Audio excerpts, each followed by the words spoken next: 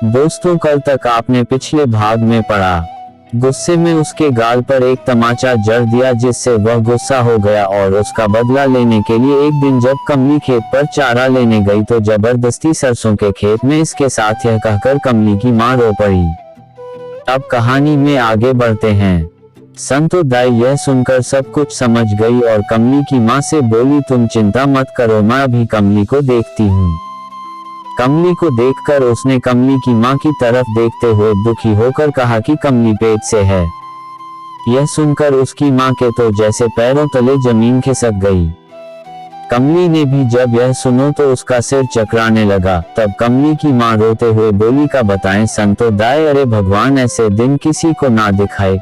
काफी समझाया था जगन को कि अपने यार दोस्तों को घर ना लाया कर, लेकिन वह हमारी सुनता ही कहाँ है।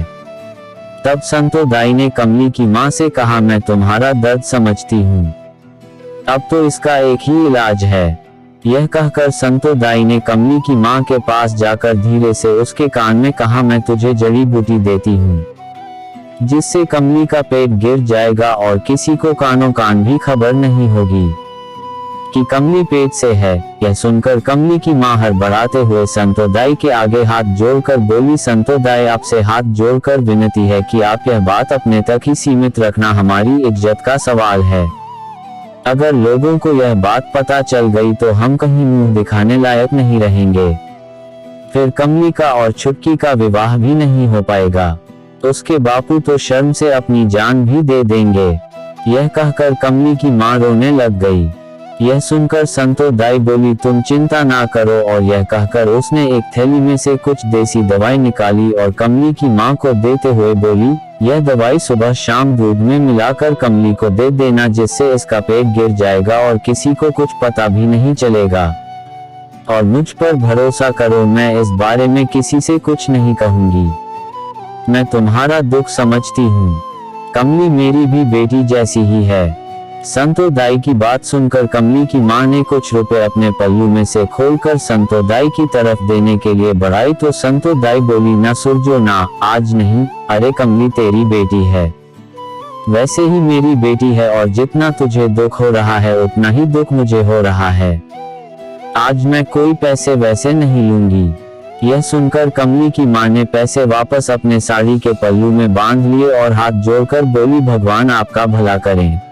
यह कहकर उसने संतो दाई द्वारा दी गई दवा लेकर कमली का हाथ पकड़कर झटके से उठाते हुए कहा, चल अब जल्दी घर चल। घर आकर कमली की मां में रसोई में जाकर दूध में संतो दाई द्वारा दी गई दवा मिलाकर दूध का गिलास कमली की तरफ बढ़ाते हुए कहा, लो जल्दी से दवाई मिला, दूध पी लो। यह सुनकर कमली बोली, नहीं मां, मैं दूध नहीं पीऊंगी, कभी नहीं पीऊंगी। यह कहकर कमली अपने कमरे में भाग कर आ गई और अंदर से दरवाजा बंद कर लिया। उसकी मां ने काफी दरवाजा खटखटाया और कमली से काफी दरवाजा खोलने के लिए कहा, लेकिन कमली ने दरवाजा नहीं खोला तो थक हार कर उसकी मां ने दरवाजा खटखटाना ही बंद कर दिया। शाम को जब कमली के बापू घर आए तो कमली की मां ने सारी बात उसे बताई। कमली पेट से है और संतो दाई द्वारा दी गई पेट गिरने की दवा लेने से मना कर रही है। यह जानकर कमली के बापू का गुस्सा 7वें आसमान पर चढ़ गया। उसने कमली को गुस्से में जोर से आवाज लगाई। अपने बापू की आवाज सुनकर कमली अपने कमरे का दरवाजा खोलकर बाहर आ गई और सिर झुकाकर बोली, जी बापू।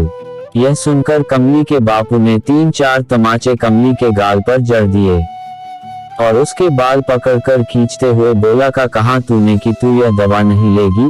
अरे अब का कसर बाकी छोड़नी है। तूने हम सबको नीचा दिखाने में, अब हम तुझसे इस तरह जीते हुए नहीं देखे जाते। ऐसा कर, अगर तू ही यह दवा नहीं लेती तो कहीं से जहर लाकर हमें दे दे, कम से कम और कुछ तो नहीं देखना पड़ेगा। वैसे ही तुमने सारी बेशर्मी की हदें पार कर दी है।